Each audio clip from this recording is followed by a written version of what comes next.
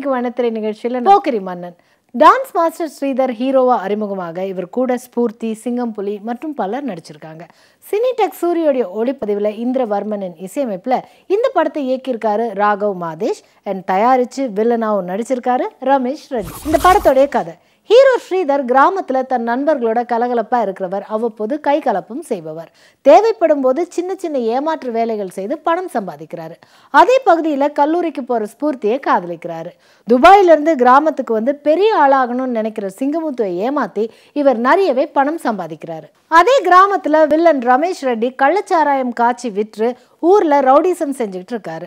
அவர் விற்ற கள்ளச்சாராயத்தை குடிச்சதுனால ஸ்ரீதரோடைய நண்பரும் அவருடைய தங்கச்சியோட கணவரும் இறக்குறாங்க. இந்த உண்மையை தெரிஞ்சுக்கிட்ட பிறகு ஸ்ரீதர் பொறுப்புள்ளவரா மாறி வில்லன்களை எப்படி அழிக்கிறாரு அப்படிங்கிறதா இந்த படத்தோடைய மீதி கதை. ஹீரோ ஸ்ரீதர் நடன இயக்குனராக இருந்து ஹீரோவா உயர்ந்திருக்கிறதுனால நடிப்புக்கு தேவையான எல்லா விதமான ரியாக்ஷன்ஸையும் பொருத்தமாக தராரு. கலகலப்பா இருந்தாலும் கள்ளச்சாராயத்தோடைய பிரச்சனைகளை தெரிஞ்சுக்கிட்டு வில்லன்களோட மோதி அவங்களை எதிர்க்கிற காட்சியில பட்டையை கலப்புறாரு. ஹீரோயின் ஸ்பூர்த்தி வழக்கமான ஹீரோயினா வந்து போறாங்க. சிங்கம்புலியோட காமெடி தனிச்சுவை.